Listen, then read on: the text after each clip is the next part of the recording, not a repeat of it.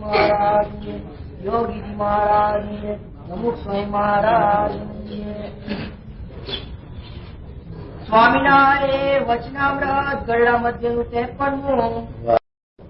પછી શ્રીજી મહારાજ બોલ્યા છે, શાસ્ત્રને વિશે જે મોહ કયો છે તે મોહનું એ રૂપ છે જે જયારે હૃદયને વિશે મોહ વ્યાપે ત્યારે એ જીવને પોતાનો અવગુણ તો સૂચે જ નહીં. મોહનું આવ્યું આ મોહનું સમૃદ્ધ સુજાતે મહાભારતમાં 5 અધ્યાય લખ્યા પરમાત્મા મોહનું. સમૃદ્ધ સુજાત વિદુરજીના પછી વિદુરજીના 8 અધ્યાય છે અને આના ઉદ્યોગ પર્વમાં નામના 5 અધ્યાય છે.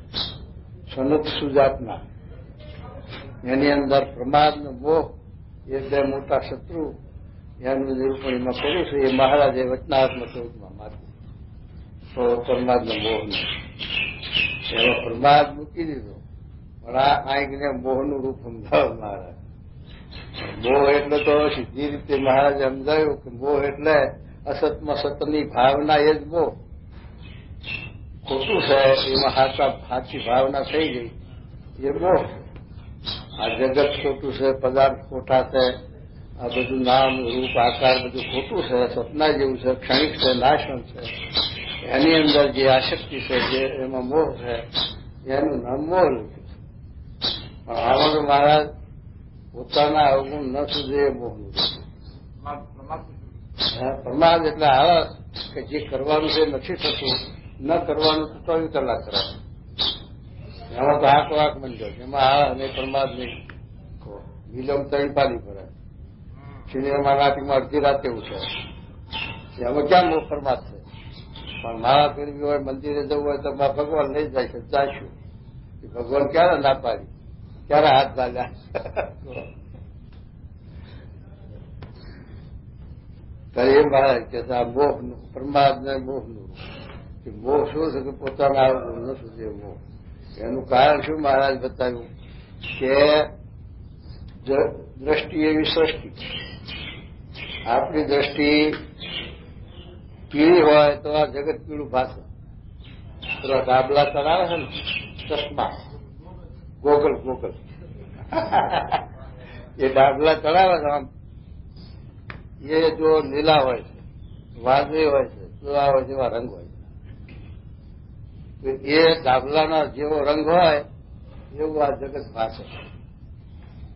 પણ યથાર્થ એ જગત એવું છે નથી.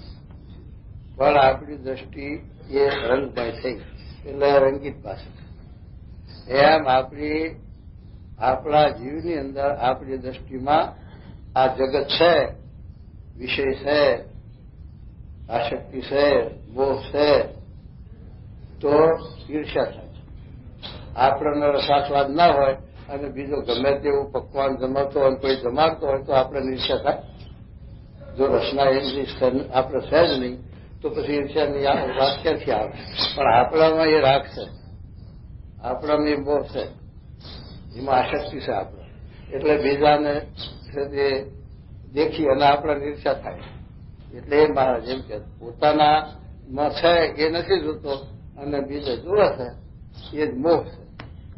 એ મોહ ટાળવાના માટે મહારાજ આ ઉપાય કરે છે. અને મધ્યના પહેલામાં મોહનું રૂપ બહુ લાંબુ લખ્યું. એની અંદર તો મહારાજે આ બ્રહ્માંડ ને ફાળકો અને ખુદડીઓ જડી છે ને આ તારા ને 2 ધ્રુવના ઠેબા છે, એમાં વચમાં મોટો ફાળકો છે, એના આશરી બધી ખુદડીઓ જડી છે. એમ કરતા પિંડેશું બ્રહ્માંડે પછી આ પિંડમાં લાવ્યા. આ પિંડમાં 33 કરોડ દેવતા રહ્યા છે. એની અંદર પછી સમુદ્ર રહ્યો છે, સૂર્યચંદ્ર રહ્યા છે, નવા નદીઓ રહી છે, નાળીઓ. એ બધા દેવતાઓના કાના ગણાયા. આંખના સૂર્ય, મનના ચંદ્રમા, બુદ્ધિના બ્રહ્મા, કાનના દીપા, હાથના ઇન્દ્રની બધા દેવતાઓ ગણાયા. એ બધી કાયા નગરી છે. એ કાયા નગરીને 9 દરવાજા અને એના તે એનો પ્રધાન છે એ આત્મા. એ આત્મા અંદર રહ્યો આ આખી કાયા નગરીનું સંચાલન કરે છે, રાજ ચલાવે છે. અને એ છે આ કાયા નગરીનો પ્રધાન છે અને રાજા છે રાષ્ટ્રપતિ. ભગવાન પુરુષોત્તમ નારાયણ એ તે જેમ 33 કરોડ દેવતા દેહમાં રહ્યા છે એમ જીવ રહ્યો છે, એમ ભગવાને લોયાના 15માં કીધું કે જીવમાં હું રહ્યો છું. જેમ આ બધું દિવસે એમ હું પણ એમાં રહ્યો છું અને મૂર્તિમાં રહ્યો છું. તમને નથી દેખાતો એ તમારા ઇન્દ્રિયોનો નિરોધ કરવા માટે નથી દેખાતો. એમ મહારાજે લોયાના 15માં વાત સમજાવી. એટલે આવી રીતે આ ભાયાનગરીનું વાત મહારાજે મજના પહેલામાં કરી અને પછી મહારાજે અમારી વૃત્તિ ભગવાનમાં જોડી જઈ, પાછી વૃત્તિ વળી જઈ સમાધિ.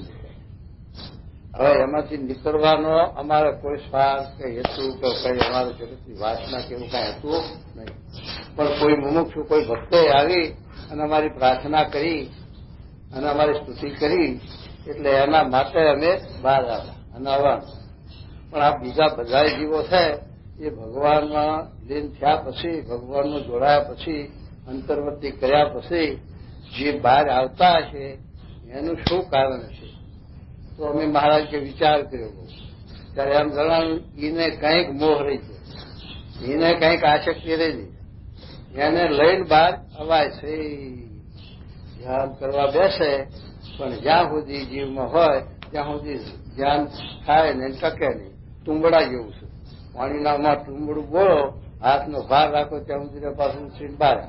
એમાં મન એવું છે તુંબડા જેવું. એટલે મહારાજ સતી પેલા ઘનશ્યામદાને સમાધિ નાદા જોગ્યા, ઘનશ્યામદા થયા હતા, સ્વામી થયા હતા. પણ ધ્યાન કરવા બેહાડે એટલે ધ્યાન ક્યાં સુધી રહે? પછી ઘડીક થઈ નકરાણા, અરે ઉઠું ઉઠું શું આ બે બધા આ કામ કરું છું, આ કરું છું, આ રહી ગયું. એમ છે તે ઉભરો આવ્યો. એટલે સ્વામી એમ કીધું કે આવી રીતે તે બીજાને જે બહાર આવ્યા છે એ મોહને લઈ નાખે. એટલે મહારાજે એમાં લખ્યું ગીતાનો આ અભિપ્રાય સમલોષ્ટા સંસ્થા. જે પ્રકૃતિનું કાર્ય છે એ મારા વિશે જેટલું નામરૂપના આકાર, દ્રષ્ટિગોચર એ બધું ક્ષણિક છે અને મારાનું કાર્ય છે, નાશવંત છે અને જગતનું જે આ મોહ છે, વિષય છે, આસક્તિ છે એ સુખ જેવી જણાય પર દુઃખે સહિત છે અને નાશવંત છે. એમાં જે આસક્તિ મોહ છે એને લઈને જીવને આ છે તે બહાર અવાય છે, એ વિના બહાર અવાય નહીં. એટલે મારા કે સમલોષ્ટા સમકાંચન એટલે પ્રકૃતિનું કાર્ય બધું એક પાડમાં ગણાય કે પૃથ્વીનો જ આકાર. પૃથ્વીથી પરનું આમાં કાંઈ નથી. આ બધું એ પૃથ્વીનો વિકાસ છે. જેટલો પદાર્થ આપણને દેખાય છે, ધાતુ દેખાય છે, આ બધું કાષ્ટનું બધું કારખાનું દેખાય છે, આ બધું ધાતુ છે, એ બધું આ છે એ બધું પૃથ્વીનો વિકાસ છે. પૃથ્વીમાંથી પંચ્યું એટલે મહારાજ એકાવન લખ્યું પૃથ્વી આકાર વચ્ચે થાય તો પૃથ્વી જ દેખાય, બીજું કાંઈ આકાર દેખાય નહીં. એમ મહારાજ એ કહે છે ભગવાન સુધી લઈ જાય. એમ છે તે એ દ્રષ્ટિ પડતાવાની વાત આવી કે દ્રષ્ટિ પડતાય એમ છે તે મારે કે મધ્ય દરિયે વાણ હોય અને ચોગંદા પાણી હોય અને એના લોટ ઉછળતા હોય મોજા 2 માળ ઊંચા, એટલે એને ઊંચું પાણી દેખાય, તળિયે પાણી દેખાય, આજુબાજુ પાણી દેખાય. એટલે પાણી વિના બીજું કઈ ભારે નહીં. એ પછી પાણીનું પ્રતિપાદન કરે, એ પૃથ્વીનું કે ખેડનું વાવનું કે પ્રતિપાદન કરે. અને એમ છે તે મહારાજે કદે વાત કરી કે આવી રીતે કદે લોકારો પર્વત ઉપર ઉભો હોય એની દ્રષ્ટિમાં બીજું આવે નહીં, અને જે પૃથ્વી ઉપર હોય એના ઘટ પદાર્થની દ્રષ્ટિમાં આવે. એવી રીતે મારે કે સમલોષ્ટા સમકાંચન એટલે પૃથ્વીનો માયાનો જે આકાર છે, નામરૂપ આકાર પદાર્થ માત્ર એ સરખા પહાડમાં એની દ્રષ્ટિમાં થઈ જાય. એના વિવેક છે 2 પ્રકારના. વ્યવહારમાં રહ્યા જનક વ્યવહારમાં હતા, એના આવું જ્ઞાન હતું, સમલોષ્ટા સમકાંચન એવું જ્ઞાન હતું, છતાં પણ વ્યવહારમાં પાછું વિવેક હતો. કઈ લોઢાના હારી હોનું ગણાય નહીં, હોનાના હારી કઈ લોઢું ના ગણી નાખે. હા, એ અવિવેક આવી જવું. એ વ્યવહારનો આ પહાડનો વિવેક અને આ પહાડમાં જોવા જાય તો સમલોષ્ટા સંતાન લોઢું હોનું બધું એક પહાડમાં છે. એટલે આ 2 દ્રષ્ટિ છે અને એ 2 દ્રષ્ટિ એવા જ્ઞાની પુરુષ કેળવે. એટલે એમાં બેમાંથી એકમાં એને આસક્તિ મોહ રહેતો નથી. વ્યવહાર પૂરતું છે, વ્યવહાર ચલાવવા માટે. વ્યવહાર હાલે અને વ્યવહાર ના હલાવો તો ઋષભદેવ ભગવાનની સ્થિતિએ જાય તો પછી એના માટે વિધિ નિષેધ બંધ. જળ ભરતનું સુખજીના માટે વિધિ નિષેધ બંધ છે, ખોટા. ક્યાં કે એને જગતથી બહાર નીકળી ગયા. ઋષભદેવ ભગવાન હતા એને તે દ્રષ્ટિમાં હતું નહીં જગત, એટલે એ સુધી કેવી રીતે વર્ત્યા એ છે ખાવું પીવું ઝાડા પેશાબ બધું પશુની પારમાં. એને અહીંયા ઉભા ઉભા પેશાબ કરે, ઝાડા કરે. એને આહાર આવે તો આહાર એને ખાય, બીજું કાંઈ પશુ જોઈ લો એમ. પશુનો પાર એ વર્ત્યા એટલે એના મતે આ વિધિ નિષેધ ખોટા. પણ જેને વ્યવહારમાં રહેવું છે દાતાની નોંધ ના વેદાંત અને વ્યવહારમાં રહેવું છે, બહેરા છોકરાની શુશ્રૂષા કરવી છે, સાવધાન થઈને વ્યવહાર સાચો કરવો છે, તો એના માટે વિધિ નિષેધ જરૂર જોઈશે. એને કઈ ચાલશે? દુર્વાસા જંગલમાં હતા, ગર્વાસ થઈ ગયો, પછી છે તે છોકરા થયા, પાછું ભાઈ કે હવે આમ ચાલશે? જંગલમાં પડી રહેવું અને અબજૂત જોગીના ગોળી અને છોકરા થયા, એને પરિણામ પસ્તામાં બધું ઘર બહાર. હવે પાછું બદલવું પડશે આપણા બધું ખાના. હવે નહીં ચાલે. જ્યાં સુધી ફકર હતા ત્યાં સુધી જંગલમાં અબજૂત જોગી પડી રહ્યા રાખોડી ચોરી. પણ વસ્તીમાં આવવું હોય છે તો લંગોટી વાળવી પડશે, એ નહીં ચાલે. એટલે બે બાબત છે, વિવેકતા. એટલે જે જેના મતે એટલે હા બાબા આવ્યા હતા ને. એટલે આવું છે. જો મારા કે સમલોચતા સમકાંચન એ અનન્ય ભક્ત, એને પતિવ્રતાની અંગ વાળો જાણે, એને જ્ઞાની જાણે અને એ નિર્ગુણ છે. એમ મહારાજે વિશેષણો બે ચાર અને આ એકાંતિ આ તો વિધેય અને આ જે સંતની વ્યાખ્યા શાસ્ત્રોમાં આપી મહારાજે મધ્યાખંડ લખ્યું ભગવાનને પામવાનો માર્ગ સંત છે. એટલે સંત એટલે કયા બધા બાવા ગુણાતી સંત, એના માટે વ્યાખ્યા મૂકી છે. આવા જે ગુણાતી સંત છે એના દ્વારે જ ભગવાન પમાય છે, પમાતા નથી એમ લખ્યું છે. ભગવાનને પામવાનો માર્ગ સંત છે અને સંતની વ્યાખ્યા છે અને ગુણાતીતની વ્યાખ્યા. જેમ આપણે ડોક્ટર સ્વામી છે ને એમને સ્વયં પ્રકાશ સ્વામી વિશેષ નામ અને ડોક્ટર સ્વામી એ ઉપનામ છે, કારણ કે ડોક્ટર ઘણા હોય. સ્વયં પ્રકાશ નામ એક જ પાડેલું વિશેષ નામ છે. એનું અંગ્રેજી ન થાય, ડોક્ટરનું અંગ્રેજી થાય અને અંગ્રેજી સહજ એ શબ્દ. એમ સંતની વાક્યા ગુણાતીતની છે. પણ ગુણાતીત કહેવાય, આત્મા કહેવાય, બ્રહ્મ કહેવાય. એ મધનું 13મું બોલે કે એના આત્મા કહીએ, અક્ષર કહીએ, બ્રહ્મ કહીએ. અને એની અંદર જે તત્વ રહેલું છે ને પરબ્રહ્મ કહીએ, આત્માનું તત્વ કહીએ, પુરુષોત્તમ કહીએ. આ વિશેષણો આ ત્યાં વસ્તુ બે. તો એ મહારાજ આ મોહના વચનાવતમાં આપણને મોહ શું છે એ સમજાવે છે કે મોહ છે એ પોતામાં જે આસક્તિ છે અને એ પોતાના દોષને, પોતાના અવગુણને, પોતાના સ્વભાવને નથી જોતો અને બાર દ્રષ્ટિએ બીજાની પ્રકૃતિ, બીજાના સ્વભાવ, બીજાના ગુણ દોષને જોવે છે. એ પોતાનો મોહ એમ કે શું કે છે. જ્યારે હૃદયને વિશે મોહ વ્યાપે ત્યારે એ જીવને પોતાનો અવગુણ તો સૂઝે જ નહીં. મોહ વ્યાપે ત્યારે અવગુણ સૂઝે નહીં. એકાદશી ને પેલો કેવો કહેવાય, નારી ધણીનો દીકરો મૂળ દાનવ ને, મૂળ દાનવ નો મોહ વ્યાપ્યો કે આ કન્યાને મારે વરવું. એને યુદ્ધ માંગ્યું કે મારી સાથે લડે અને જીતે એ મને વરે. પણ એ મોહ એને એવો વ્યાપેલો કે એને એ પૂછ્યું કે આ એ મરશે, હું મરશે. જો લડાઈ માગે છે એટલે મારે મરવાનું થાય કે એને મરવાનું થાય, પછી વરવાનું ક્યાં રહ્યું. પણ મોહને લઈને પૂછ્યું નહીં, મોહ લઈને ખબર ન પડી. એમ છે તે એ મોહની વાત છે. એટલે મોહની આસક્તિ એવી છે કે એમાં ખબર ન પડે કે આનું પરિણામ શું આવશે. એ મોહમાં ખબર ન પડે અને કામ કરી દે. એટલે મારા કહે છે કે મોહનું રૂપ આ છે, પોતાનો દોષ નાખવું છે અને બાર દ્રષ્ટિએ જુએ તો એ મોહ છે. તો શું કહે જુઓ, માટે પોતાનો ગુણ ન સૂજે એ જ મોહનું રૂપ છે. આખું આ બધું આખું આ મોહ જ છે. તો દુર્યોધનનો મોહ નહીં કે રાજના સુધી ઘરા ફૂંકનો પચાવી પડવા સારું આ છે તે બધું ઉપાડી અને 18 શ્રેણીનો ભાણ કાઢ્યો 20 લાખ માણસનો, એ બધો મોહ જ છે ને. મોહ ના હોય તો શું કરવા એ થાય બને જ બને જ નહીં. એટલે મોહનું રૂપ છે. મોહની અંદર એને ખાતું જૂઠું ઉઠતું નથી અને મોહમાં મરે છે. એમાં આશક્તિ છે, મોહ છે. ઉતારને મોહમાં આંખો દઈ ને મોહ છે તો આંખો દઈ એમાં દરેક મોહમાં મરે. આ પતંગિયાનામાં મોહ છે આ રૂપમાં. એટલે આખી રાત ગમે એમાં અંતરી જઈને આમ ભમ્યા કરે ને હવારમાં જુઓ ત્યાં ઢગલો પાંચોનો અને મળદનો ખોખાનો ઢગલો કુકડું ભરાય આટલું નીકળે એટલા જેવડે મળે. અમે ખાવા નથી પીવા નથી કાંઈ નહીં છતાં પણ અંજાઈ ગયા મોહમાં.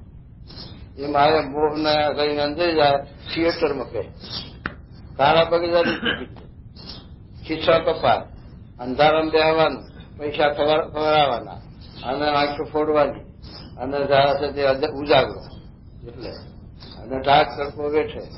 પણ એ મોહ છે.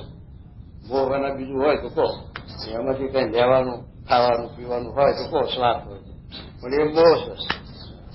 એમાં આ બધા શબ્દ સ્પર્શ રૂપ એ બધા વિષયોમાં મોહ છે. એ મોહની આશક્તિ છે. એને લઈને જીવ દુઃખી થાય છે, હેરાન થાય છે, ખુવાર થાય છે. એ મોહને જો ટાળી રાખે અને સાથે પ્રયોજન પૂરતું જીવનના માટે જે જરૂરિયાત છે એના માટે જે પ્રયત્ન કરી અને નિર્વાહ કરવો તો મોહ તો આ શક્તિને દુઃખ ના આવે વિઘ્ન થાય. એ મોહને લઈ અને આ જીવ બધા દુઃખી થાય છે. પ્રયોજન પૂરતું છે જે મોહને લઈને આ રજોગુણ વધે છે. રજોગુણને લઈને તે ખર્ચો આવક પરથી ડબલો કરી નાખે પછી દુઃખી થાય માણસ. એટલે તારે ખાવાનું ઘરમાં ઠેકાણું નથી ના શું કરવા તારા વ્યવહાર પ્રમાણે તારા આવક પ્રમાણે તારે એ મહારાજે શિક્ષા પત્રી એટલા સારું લખ્યું કે આવક જાવકનું નામું ચોખ્ખા સારા અક્ષરે લખવું કે આવક કરતા ખર્ચો વધુ થાય નહીં. અને જો આવક કરતા ખર્ચો વધુ થયો તો બધું દુઃખી થશો, હેરાન થશો. જો તમને આવક ઓછી હોય તો રોટલો ખાઈ અડધો ખાઈ જીવો. પણ સાથે જો ધ્યાનો કરજે સાથે વ્યવહારમાં વિચાર ન કર્યો તો ખતમ થશે, ખુવાર થશે, દુઃખી થશે, હેરાન થશે. એટલા માટે મોહને લઈને આ જગત બધું હાલે અને એમાં બધા હેરાન દુઃખી જે થતા હોય તો મોહને લઈને પોટ ના હોય તો કરવા જાય. મોટરો વસાવે ખાવાના હોય ખાવા ઘરમાં ખાવાનું ના હોય નાયલોન પહેર પેલું હવા હોય રૂપિયા કાપડ અને એને લઈને આવું બધું મોહ કરે. હા ઘરમાં ખાવાના લાકડાનું ફર્નિચર વસાવે એટલે ખાવાનું પૂરું પહેલું કહે પછી એનું એ તો સુખી હતા કરે ભાઈ તો ભાઈ અમીન સાહેબ છે ને કાપી મોટા અમારા મણિભાઈ એમાં હોશિયાર સલાહ ગમે તેવા વ્યવહાર આવે દીકરા દીકરીના પ્રસંગો આવે પહેલાના 65 રૂપિયા હતું છઠ્ઠો ન વાપરે અને સત્સંગ માટે કે સ્વામી મારી ઘર બાર જમીન વેચી પણ મારે આ કરવું. જયારે સ્વામીની સુવર્ણ જયંતિ થાય ત્યારે બધા આવે છે. મોટા સ્વામી બીજા ત્રીજા હાવ કે આ વરસ એવું છે નબળું છે અને અત્યારે આપણે આ નથી કરવું તો બધા સંપૂર્ણ શેઠ હતા મોટા સંઘ હતા બધા મોટા મોટા હરિભક્ત છતાં પણ મણિભાઈએ હું મારા બારું બહુ કરું છું હું મારું ઘર વેચી મારી જમીન વેચી હું એકલો કરીશ પણ મારે કરવું છે માટે કોઈ હજે કાયમ વાત કરશે નહીં મળે એમ કરીને પગ ઉપર ઉહારી મૂકીને એ વખતમાં એ જમાનામાં 17,000 રૂપિયા કર્યા ઘરમાં નતા જમીન વેચી એવા પૈસાદાર આવા લખોપતિ નથી મણિભાઈ વ્યવહાર ચાલુ વ્યવહાર વાળા છતાં પણ એને આ કર્યું એમ અને વ્યવહારિક કામ આવે ત્યારે આવી રીતે ઉકેલે જેમ બને જય હતું ફળ ન વાપરે. હા જો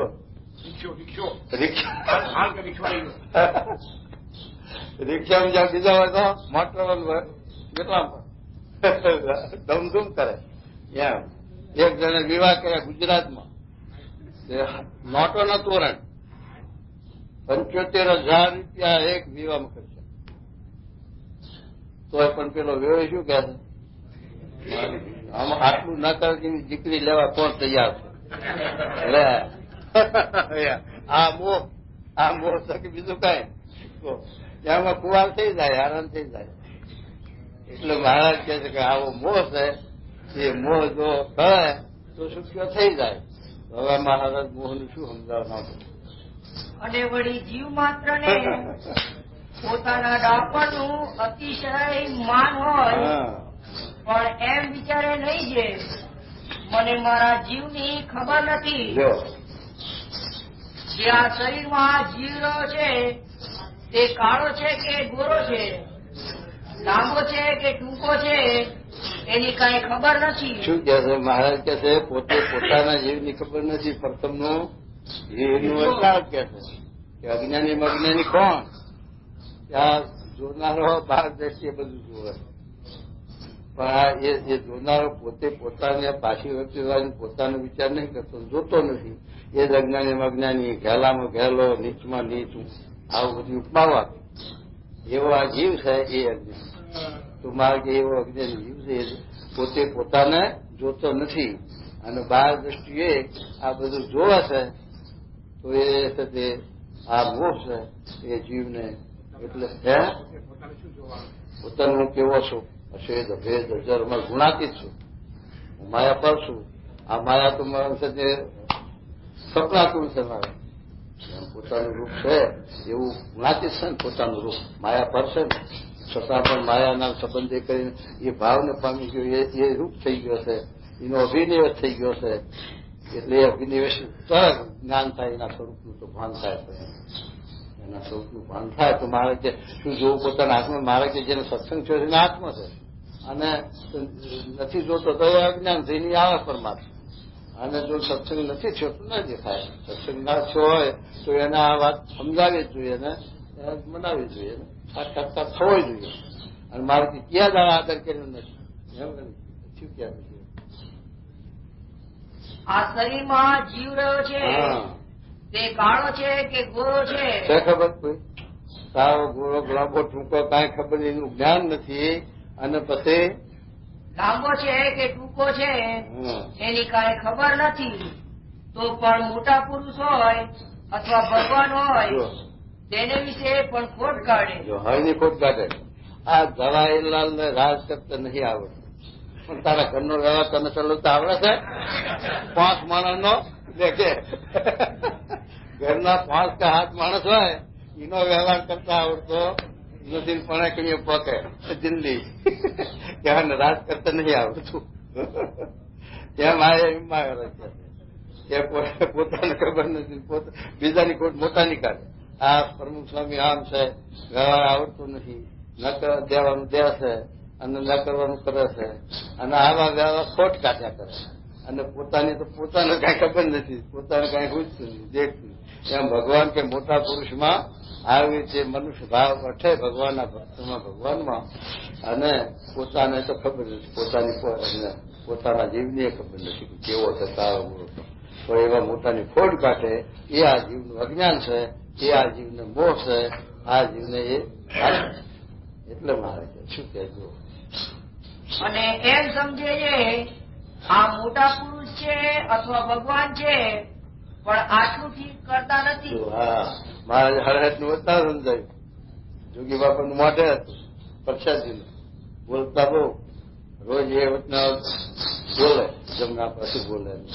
હરહટનું ના શોખીન, બે તો ખાસ બોલ કરે. શોખે કુલથી શક્તિ માનીએ. એમાં સ્વામી વતના બોલ રાખ્યા હતા. એમ સુધી મોટા પુરુષના ગુણ કેમ સમજતા આવે કેમ સમજતા આવે, તારા અવિવેક બતાવે કે મોટા છે પણ વિવેક તો છે નહીં. આ આપણા દેશ તે પણ વિવેક વગરનું, ખાતર પીતા આવડતું નથી, ભગવાનને શું ખાતું ભોગવતા આવડતું નથી. આનું નામ અક્ષરદાયો છે. અક્ષરદાયો છે એ આવી રીતે ભગવાનમાં મોટા પુરુષમાં ખોટ કાઢે છે. એમ ખોટ કાઢે છે પણ એ મૂર્ખો એમ નથી જાણતો જે એ ભગવાન તો અનંત કોટી બ્રહ્માંડ ને વિશે રહ્યા એવા જે જીવ ને ઈશ્વર તેને જેમ હથેળીમાં જળનું ટીપું હોય ને તેને દેખે છે તેમ દેખે છે. તો શું કીધું? એ ભગવાન છે અથવા એવા ગુણાતીત મોટા પુરુષ છે એ તો આ જીવ પ્રાણી માત્ર દેખે છે એટલે શું? હવના સ્વભાવને, હવના ગુણ દોષ ને પ્રકૃતિને જાણે છે. મોટા પુરુષ છે એ તો તે બધાને જાણે છે, બધાના જીવને ઓળખે છે, દેખે છે. એમ છે તે મહારાજ કહે છે જેમ હરશેડીમાં જળનું ટીપું હોય તો આખું દેખાય ને, એમાં જગતને ભગવાન મોટા પુરુષ દેખે. એ તો છે તે આ દેખે છે.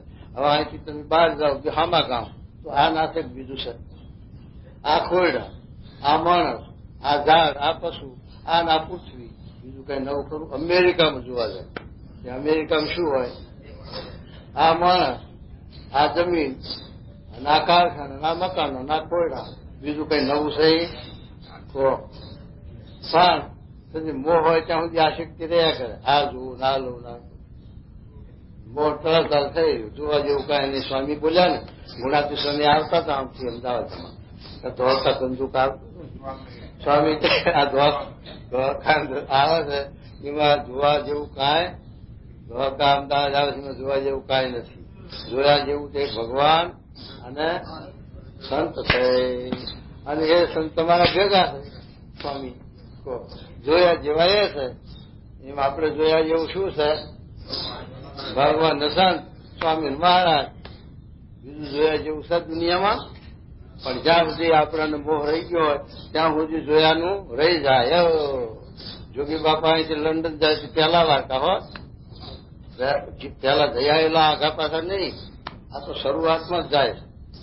છતાં પણ જયારે નગર યાત્રા કરી ત્યારે નગર યાત્રામાં સ્વામી બેઠા આમ ગઈ, તે પાછી નગર યાત્રા આખા શહેરમાં ફરીને આવી ઉતારામાં, ત્યારે આંખ ઊંચી કરી. અને આપણે ધારો લંડન આયાથી લંડન કોક દાડો જોયામાં આવ્યું છે ને પછી જોયા વગર રહી જઈ આપણા આટલો ફેર થઈ જાય,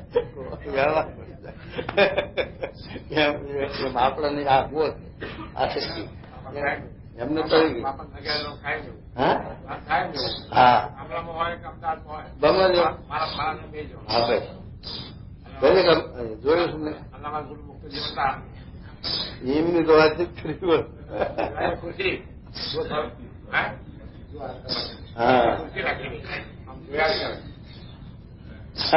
એ તો હવના ઉપર દ્રષ્ટિ કાઢે, હવનું કલ્યાણ થાય એટલા.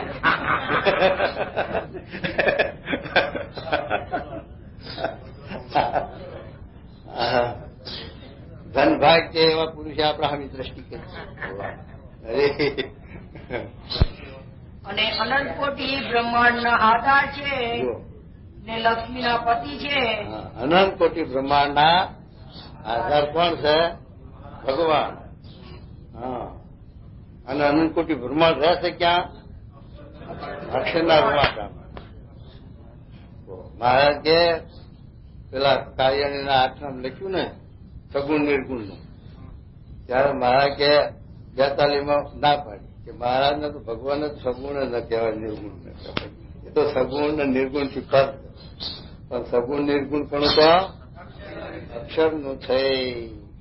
અક્ષરના રૂવાટામાં અનંત કોટી બ્રહ્માંડો ફરે છે. લોયાના 12માં 2 શબ્દ લગાવી દીધો કે ઉત્તમ નિર્વિકલ્પ નિશ્ચય ક્યારે કહેવાય? હવે પ્રાર્થના કરે દરેક મંદિરોમાં, નિર્વિકલ્પ ઉત્તમથી નિશ્ચય ઘનશ્યામ. એટલે શું પણ માગો છો કે આ હવળ માગે છે એટલે બોલીએ છીએ, બીજું કઈ સમજતા લોલે લોલ. કઠોર નિશ્ચય અષ્ટાવરણ પૃથ્વી જળ તેજ વાયુ આકાશ અહંકાર મહત્વ પ્રકૃતિ, એ 8 આવરણે યુક્ત એવું બ્રહ્માંડ છે. એમાં અનંત કોટી બ્રહ્માંડ એટલે એની સંખ્યા નહીં. એવા ક્યાં રહેશે? રૂવાટામાં. એક ભગવાનનું આ રૂવાટું છે, એના રોગમાં અક્ષરના. એવા અનંત કોટી બ્રહ્માંડ અક્ષરના રૂવાટામાં ઉઠતા ફરે છે. એવું જે પુરુષોત્તમ નારાયણનું ધામ રૂપ અક્ષર એ રૂપે પોતે થવાનું છે. ભાર્યા છે ભાડા વગર કઈ રીતે થશું? એ રૂપસાર કઈ રીતે થવા છે? કહો. મારે એન્જિનિયર પ્રોફેસર થવું છે. પ્રોફેસર ને ધાર્યો છે, જોયો છે, તો એ મહારાજે કહ્યું એવું જે ધામ રૂપક છે તે રૂપે પોતે આપણે આપણા રૂમાતામાં અનંતકોટી બ્રહ્માંડ ઉડાડો છો. હા, અને આપણા અનંતકોટી આઠ આવડે બ્રહ્માંડ છે એવા અનંતકોટી બ્રહ્માંડ આ ઉડાડવા આપણે. હવે એ કેમનું થતો? સ્વામી આવી વાતો કરે અને પછી પેલા વાતો કરે દરવાજે. એટલે આ સ્વામી ક્યાં છે? કેવા સ્વામી ક્યાં છે કે અક્ષરના રૂમમાં અનંતકોટી બ્રહ્માંડ ઉઠતા ફરે છે ને સ્વામી અક્ષર છે, તો મારું આનું કઈ આપણે દેખાતા નહીં બ્રહ્માંડ ઉઠતા. સ્વામી પેલો કે દરવાણી કે સ્વામી એ મોટા ને એમના ગપ્પા મોટા એમ કઈ ઉડાડી ગયેલા. તાર પેલો સાથે હતો એવો ને કોરો ધાકો થઈ જાય. સ્વામી ભાઈ બે શબ્દ સાંભળ્યા હોય કે પાછા ત્યાં કઈ હરકત થઈ જાય, પછી ભૂઈ જાય. એટલે આવું ને આવું થાય. એમ આપણે જે આ કથા વાર્તા આ કરીએ કોકના એવા શબ્દો નાસ્તિક ના પડે તાર પછી મારી પાછું અંતઃકરણ ઉજળાય. જો પાકું ના હોય તો, ડરતા ના હોય તો. મહારાજે ત્યાં સુધી લખ્યું કે આપણને શાસ્ત્રની દિશ નથી, શ્રુતિઓ સમૃદ્ધિઓ જાણતા નથી, અને કોઈ ભગવાનને નિરાકાર તેમ કે તો આપણે એટલી ડરતા રાખવી કે ભાઈ આપણને કઈ જ્ઞાન એવું છે નહીં શ્રુતિ સમૃદ્ધિનું. પણ ભગવાન સાકાર છે એ છે ને છે એવી હીરની ગાંઠ અને તેલનો મોહન બગર એને આ વાતનું બહુ હીરની ગાંઠ ને તેલનો ટીપો. મહારાજ કે કાશી દરબારો હતા એને મહારાજનો સંબંધ નિષ્ઠા હેસ, પણ બીજું કઈ સમજે નહીં મહારાજ. પણ અમારે તો તમારા વિશે એવું હેત છે કે જે તેલનો હીરની ગાંઠ વાળી તેલનો ટીપો નાખ્યો એટલે ઉખડે એ છૂટે નહીં ગાંઠ કોઈ. એમ તમારા સાથે આ અમારા બંધાણો છે જીવ એ છૂટે ઓછે ને બીજું જ્ઞાન થાય કે ન થાય, બીજું સમજાય કે ના સમજાય થાય. એમ આપણે સ્વામીને સાથે આપણે હિન્દી ગાંઠ ને તેલનો ટીપો કરી દેવો એટલે પછી બીજું સમજાય ના સમજાય, ઓછું સમજાય, વધુ સમજાય તો વાંધો ના આવે એમ. અને એમાં જો કાચું પૂચું હોય ગમે તેટલું સમજાણું હોય તો ભૂખા નીકળી જાય. તો મહારાજ એ કહે શું કે જુઓ, અને અનંત કોટી બ્રહ્માંડ ના આધાર છે. અનંત કોટી બ્રહ્માંડ ના આધાર ને લક્ષ્મી ના પતિ છે. અને અનંત કોટી બ્રહ્માંડ ના સરદારતા છે. અને શેષ શારદા અને બ્રહ્માદિક દેવ તે પણ જેના મહિમાને પાર પામતા નથી. અને નિગમ પણ જેના મહિમાને નેતિ નેતિ કહે છે. માટે એવા જે પરમેશ્વર લખ્યું છે ને, ના લખ્યું કે જે બાર નથી બંધ છૂટીએ તે બંધ નથી. જે બારનું જ્યાં બાર નથી બંધ છૂટવાના છે. મહારાજના વાત કીધું, મહારાજ પોતાનું કીધું કે પોતાના ભક્તનું કીધું. ભક્ત મળે તો ભગવાન મળે. સ્વામી ના કીધું પેલું કે સુરા ખાતર ગેસમાં હાથ પડ્યો તારે મારે કે ગેસમાં ગેસ મળી તો શીરોય મળશે, લાડવાય મળશે.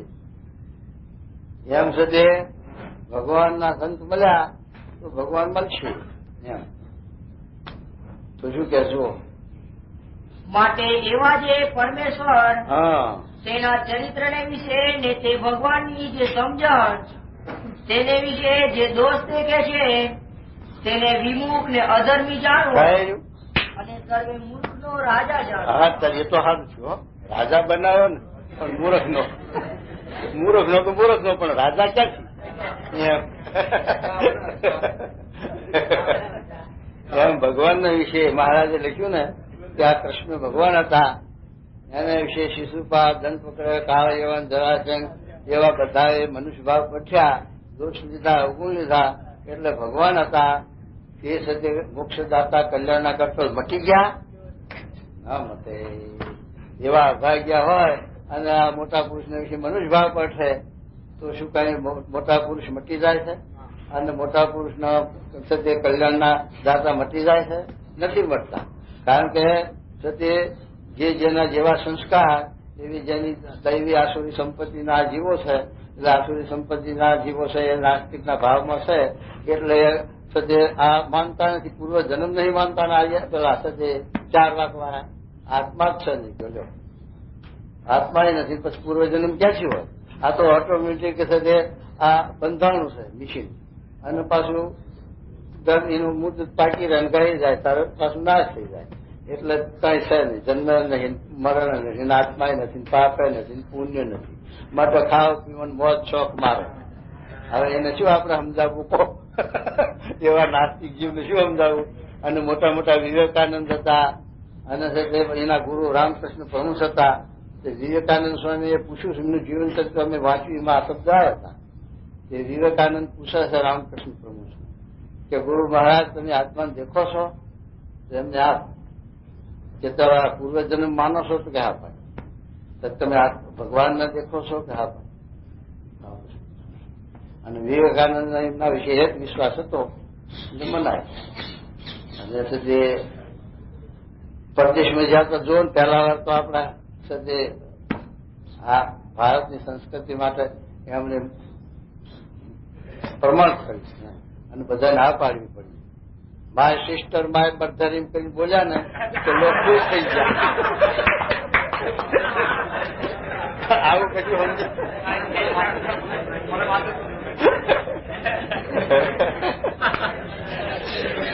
એ લોકોને આશ્ચર્ય નથી, એ લોકોને બહુ ગુણ આવી ગયો. તો આપણે બધાને ભાઈઓ કીધા, બહેનો કીધી, અને ગુણ આવી ગયો.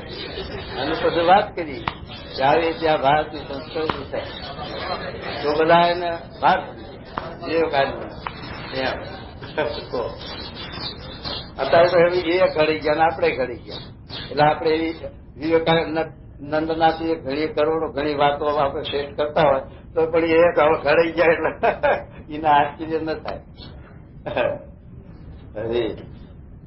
અને ભગવાન ને ભગવાનના ભક્ત તેની તો અલૌકિક સમજણ હોય, એને દેહાભિમાની જીવ ક્યાંથી સમજી શકે? હવે દેહાભિમાની જીવ હોય એ આને ક્યાંથી સમજી શકે?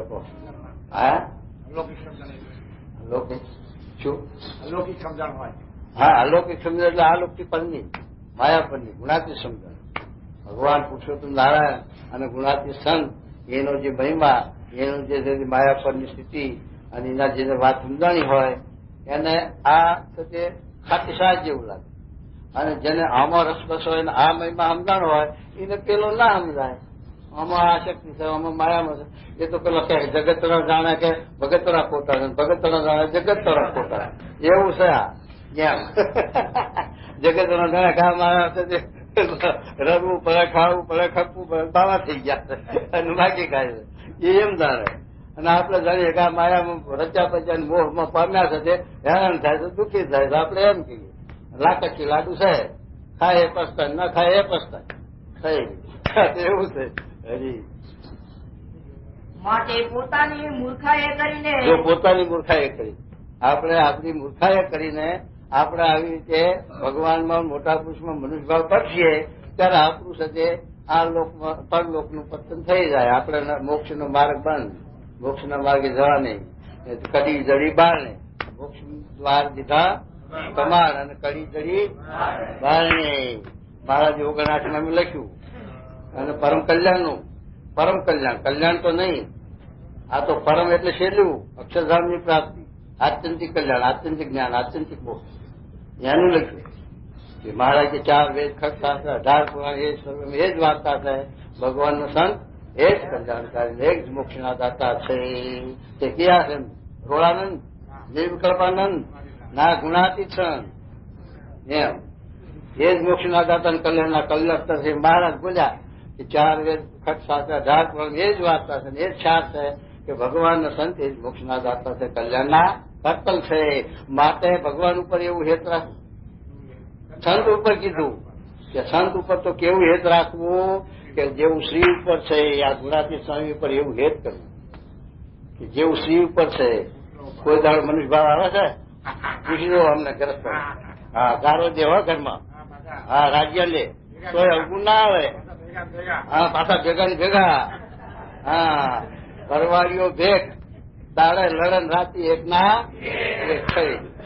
તો આવું છે. આવે છે મનુષ્ય ભાવ કોઈ દિવસ કાંઈ ના આવે. તો અને આ સાથે ઘડીકમાં મનુષ્ય ભાવ આવી જાય. સ્વામી વધે તો કે કઈ સદી આપણા સ્વભાવ ઉપર કટે ઉપર સદી પાછા વારે ત્યારે મનુષ્ય ભાવ આવી જાય. પેલો નથી આવતો. જો એમ છે જગત. બસ અમને અનુભવ કરો. એટલે મારે કહે છે કે જેવું સ્ત્રી ઉપર છે એવું હેત સત્પુરુષ ઉપર કરવું, ગુણાતીત સંત ઉપર. અને એવું હેત જેવું મા બાપ ઉપર છે એવું હેત કરવું. અને જેવું પુત્ર ઉપર છે, ભાઈ ઉપર છે, આવી રીતે ભગવાનના એકાંતિક સંતમાં આત્મબુદ્ધિ કરવી, હેત કરવું. એમ મહારાજે 59 લખ્યું. આ પરમ કલ્યાણનો હેતુ છે. તો શું કહે મહારાજ? માટે પોતાની મૂર્ખાએ કરીને, જો પોતાની મૂર્ખાએ કરીને ભગવાન ને ભગવાનના જે ભક્ત, જો ભક્તને તો પહેલા જ લે, તેનું અવગુણ લઈને વિમુખ થઈ જાય છે. એનો અવગુણ લઈને વિમુખ થઈ જાય છે. અને એ ભગવાનના ખરેખર ભક્ત જે સત્પુરુષ હોય હા, તે તો અલૌકિક દ્રષ્ટિએ યુક્ત વર્તે. અલૌકિક એટલે આ લોકથી પરની દ્રષ્ટિએ વધતા હોય એને આ લોકની દ્રષ્ટિ છે નહીં. અને મહારાજે 46 ના કીધું કે આ લૌકિક પદાર્થની હાલ વધતી ટકી દેખીને એનો હરખ થતો પણ એનો પરલોક બગડે.